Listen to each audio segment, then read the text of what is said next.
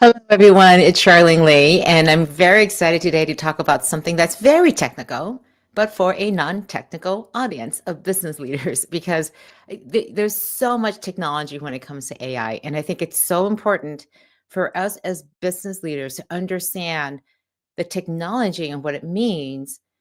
Well, not necessarily becoming technologists ourselves. I don't think it's a requirement. I mean, I don't know how to code. I'm hanging by my fingertips whenever we're talking about models and agents. And so I am always a little bit hesitant to be talking about technology when I myself am not a technologist. And so this episode, this live stream is really for people like us who are the people who are running businesses, who are leading AI efforts, and have to understand just enough of the technology to be able to ask the right questions, to be able to connect it to our business outcomes. Today, we're going to go and do a deep dive into custom AI models. And so buckle in, this is going to be a fun one. So let me just pull up some slides, and you can get the slides here at custom bit.ly/custom AI models. And before I forget, I would love for you to also share if you are customizing your AI models. And again, it could be any sort of customization with existing data. We're going to all the different ways to do that. Or even if you are building your own custom models. If you're doing that, I definitely want to hear from you. Why did you decide to do that? What are the things that you're doing to ensure that quality is there? Because it can get very, very expensive. So please share where you're coming from today, and also share how your questions around all of this technology. What are the questions that come up for you, or that you are hearing from other business leaders? All right, let's get into this. So the question that often comes up is somebody will say, "We need a custom AI model." And so what does that even mean? Because when somebody throws that around, there is a reason why they're saying this. But what are they saying actually? How do you dig down deeper into what's really driving that question? So we'll make sense of what that means. When does it make sense to actually invest in a custom model? And also we'll end with some questions that us leaders can be asking of our technology people and also with vendors about as you go down this path of creating a custom model, how to ask the right questions. All right, so let me get the right slides up here. And also, again, you can get these slides at bit.ly/custom-AI-models. All right, let's get into this. So if there's a reason why people talk about creating custom AI models, and that's because the general models that we have out there tend to fall short. And again, I'm talking about models like ChatGPT, Claude, Gemini, Grok, DeepSeek, whichever ones that you're talking about. Basically, if you have a browser, you can get access to that model. And everyone has access to the same model. Incredibly powerful. But the thing is, there are a couple things they don't do. They don't know your company. They don't know the insides, how your company operates, the specific language it uses. It doesn't have access to all of that information unless you give it that data. And you have to do it each time you use a prompt. You could create a custom GPT, for example, but again, it's limited by the amount of knowledge that you give it. It can't access your internal systems. So whatever is in there, it's if whatever is in your Workday or your Salesforce or a HubSpot or your SAP models, those are separate from your the general LLMs. They just don't understand anything that's happening inside your organization. And their knowledge is very broad. It's from the public internet, it's from the world's knowledge, and everyone asks the same thing. And as a result, they can hallucinate because you're asking it specific questions, but it doesn't have the information to give you an accurate response. So, therefore, it makes up answers, it's guessing, and it can get things completely wrong. And they also treat every single company the same because they can't differentiate one company from another. So these are all reasons that encourage people to think, you know, we need a custom AI model. So the problem here is that when you talk about custom models, we can go down this path of creating something from scratch. And I mean, training something on only your data that's inside your company. And let me give you an example of one company that did this early on. and that would be Bloomberg. So they created something called Bloomberg GPT. They launched it in early 2023. So this is early on. This is within a year, not even a year, of ChatGPT being announced in November of 2022. So they spent estimated between $3.5 to $8 million pulling together all of their information, training it on LLM. And what was quickly discovered was that the general capabilities of a general model like ChatGPT 3.5 and definitely GPT-4 quickly eclipsed all that effort. So you may as well be using a general model and getting better results than a custom model built by Bloomberg. So this is the warning issue that I have with in particular, training a custom LLM. In other words, a large language model, or in this case, actually a small language model with lots of parameters. I think they had trained it on 50 billion parameters at Bloomberg. So really a lot of data. And Bloomberg has tons of proprietary, unique information that it has access to. And it still wasn't enough to do a better job than the general models that are out there. So when we're talking about a custom model, in most cases, the vast majority of cases, you will not be talking about building your own large language model. We're talking about customizing those models with your data. And there are a couple of different ways to do that. So before I do that, let me just go and talk a little bit about how we think about the layers of your AI infrastructure. So this is something that Katja Welsh and I have in our upcoming book, Winning with AI. And there are 4 layers. And we think of this as building blocks, as Lego blocks. And the key is that you want flexibility because things are constantly changing. Your data is changing, the models and technology is changing, the agents that allow for orchestration, and especially the consumption model, the models, the interfaces that people are using to connect to all of that goodness is constantly changing. So you want to be able to assemble these, not to build a cathedral that's built in stone, but with Lego blocks where you can quickly put together and take apart, put together again in new ways so that you can assemble the solutions that best fit your business strategy. Because everything is going to change. We know this. Things are changing so quickly. So having a modular assembly approach to your AI infrastructure is the right way to go. Today, we're going to talk a little bit about the data, but really focus on the AI models and to a little bit of extent, the orchestration, the systems that are needed to make your data and AI models work together really well. So let's start diving into this. The core of the problem is that these AI models don't connect to your data. And there are 2 major ways to have this actually happen.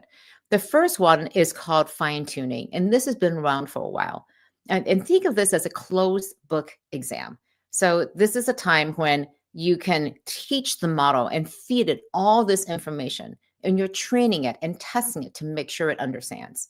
So you could have customer service procedures, best practices, knowledge bases that go into training a model to answer questions with a chatbot against this base of knowledge. And as you're training it and fine-tuning the model, it becomes faster and gets more consistent. But the problem with fine-tuning is that if the information changes, then you have to go back and retrain the entire model again. Fine-tuning, we call it like a closed book exam. You train it and then you close the book.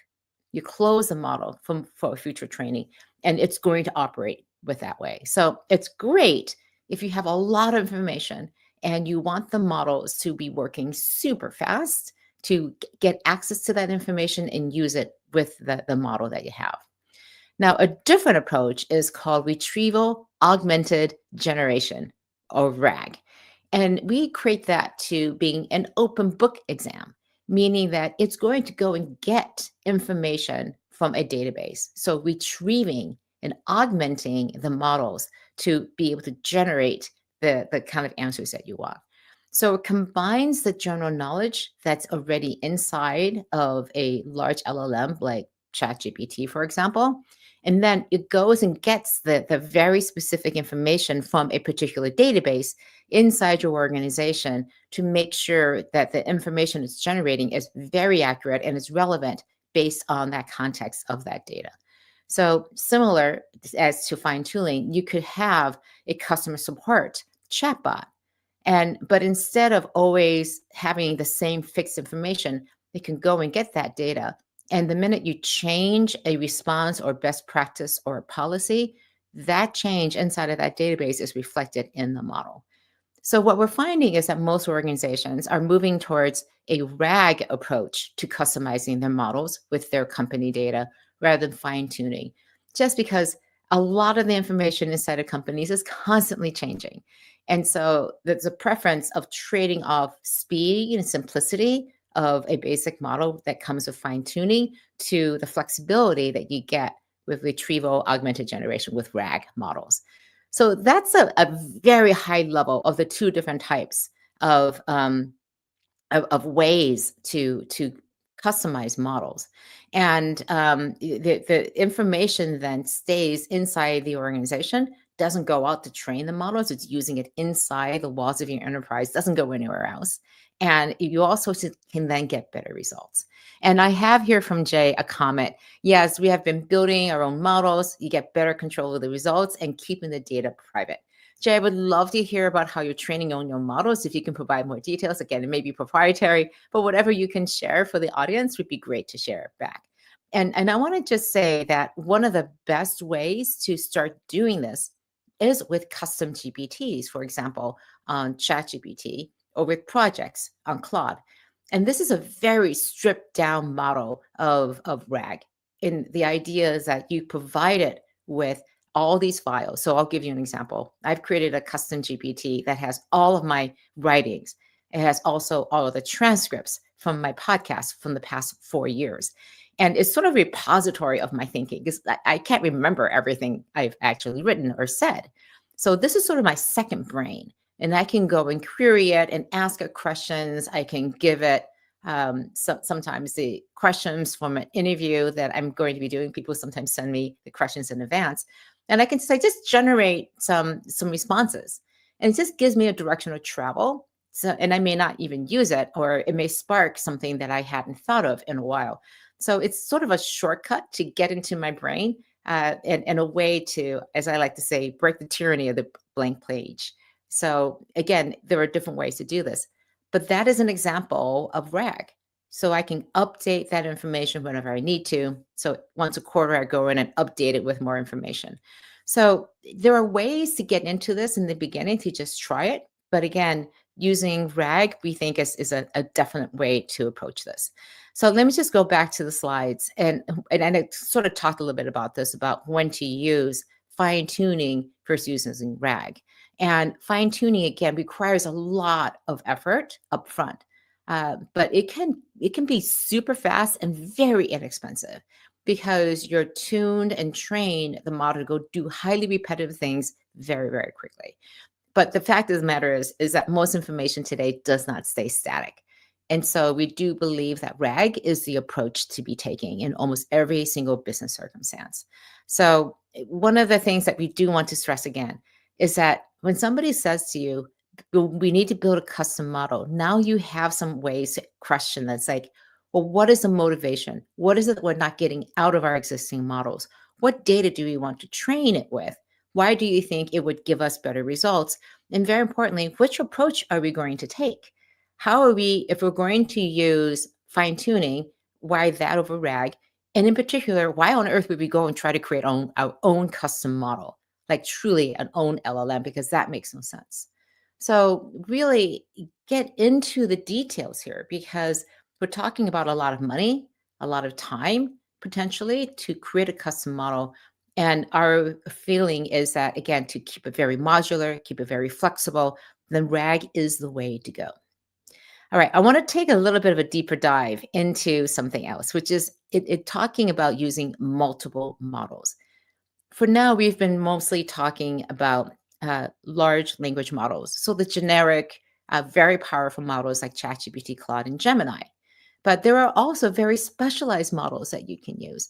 So for example, you might use an open source, very inexpensive model like Llama from Meta, and then use that for very simple tasks. Like again, if you're just routing customer inquiries, to understand whether a bot can take care of it or whether it should go to a human, then that kind of routing model can be done potentially with an open source model. You don't need a really powerful model like a ChatGPT or Gemini to do that kind of heavy, that little bit of light lifting.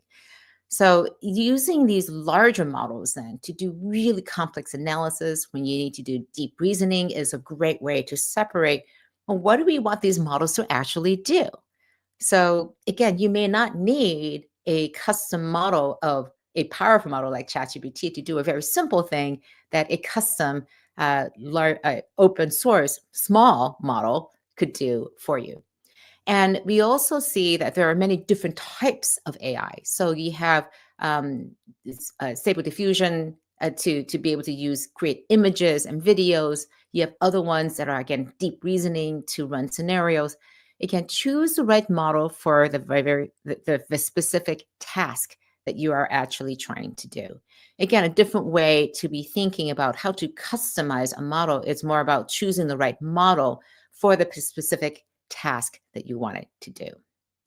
All right, in the last few minutes here, I do want to talk about agents because agents are a different type of technology and model. And this is a great way to be talking about how to, again, further customize your models to get better results.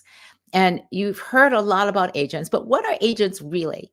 So there are agents that will go and automate tasks, again, trying to accomplish a particular job for you. They're connected to software. They can accomplish things when you're away from the keyboard.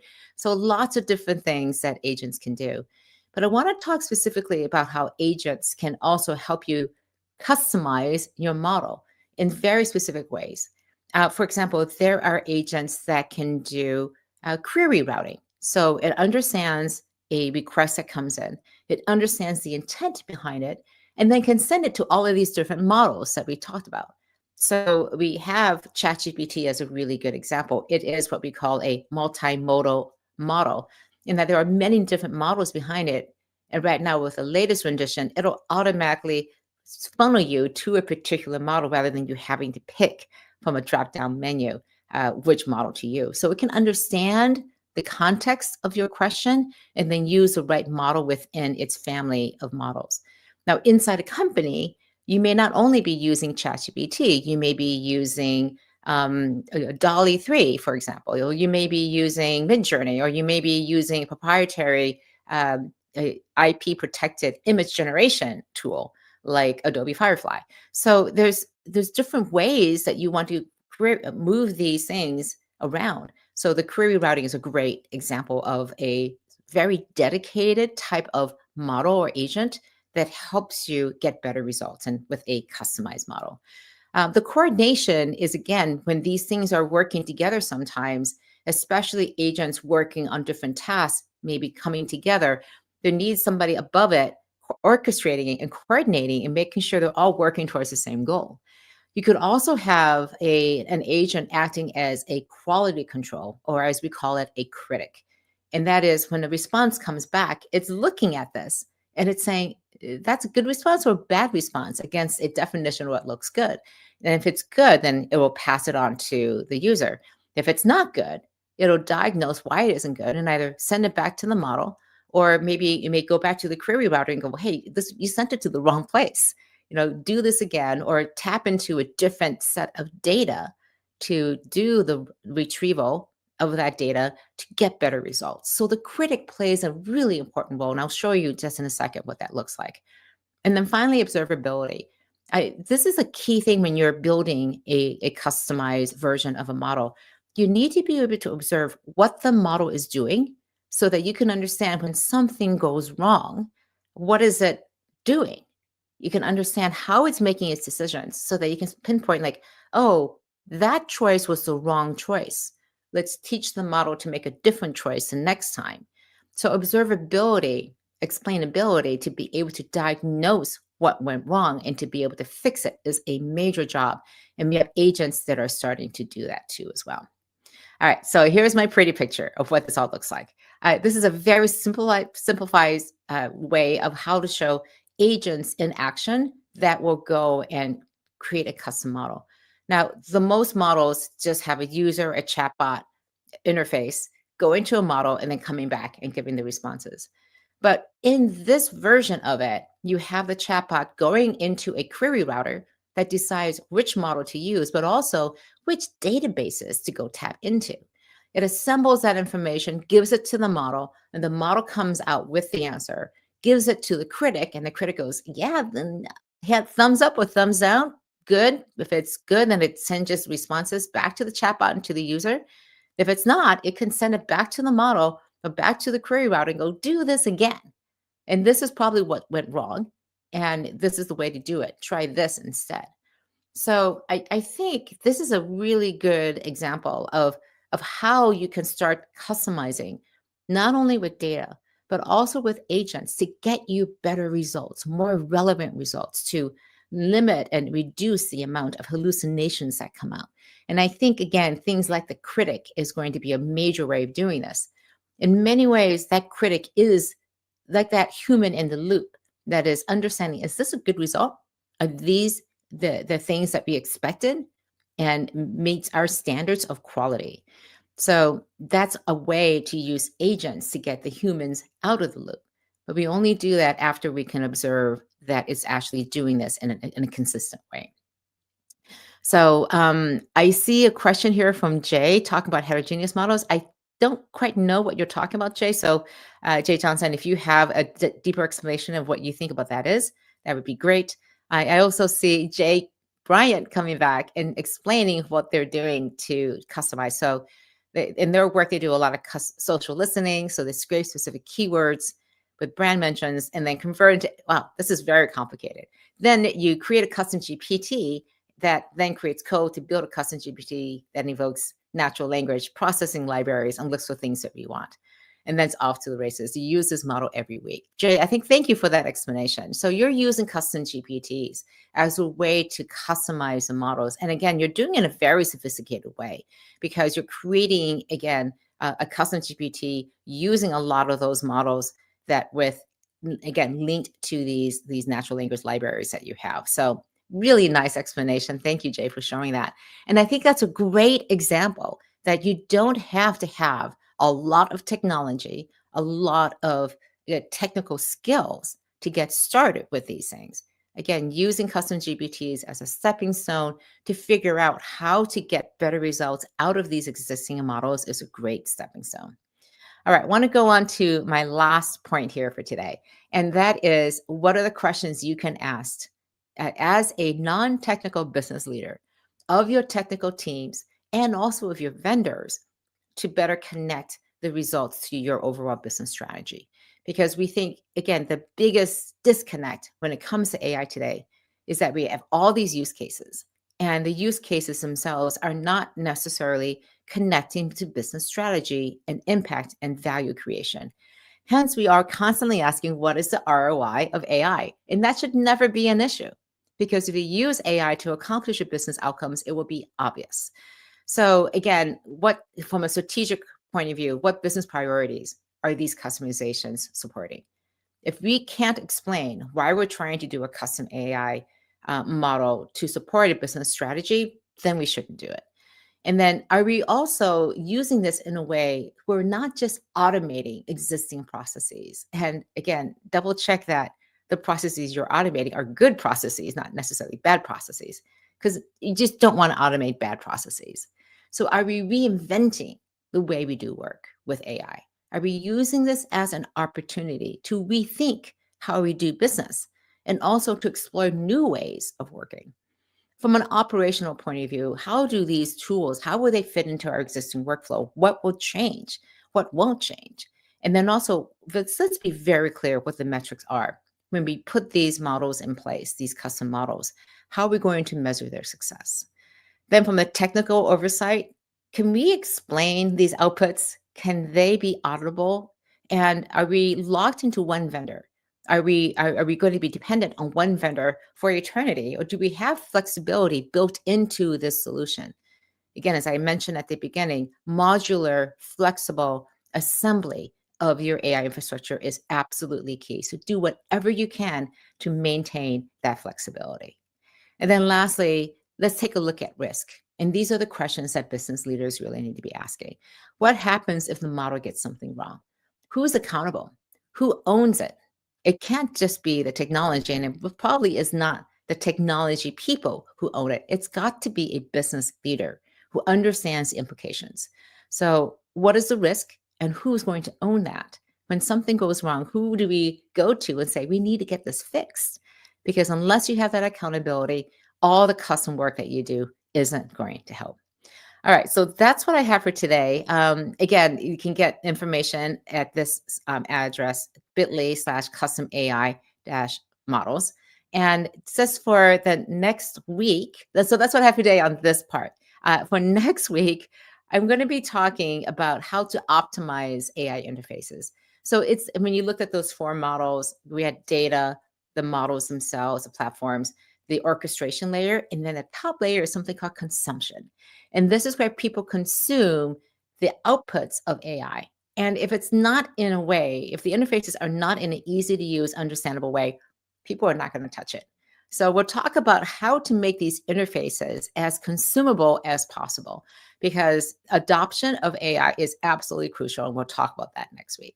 So I want to just say good luck with all the work that you're doing around creating these models that you have. I would love to hear from you about how you're starting to customize these models to get you better results. Are the results better? How hard was it to do? How are you talking about the technology, not being a technologist yourself? So please reach out, share with me the stories. You can comment directly on this live stream. We read everything. So by all means, do that. Connect with me through social with my email, charlene@charlenelee.com. Again, please stay in touch. It's how we advance and learn from your own experiences. Good luck with everything, and I will see you next week. Take care until then.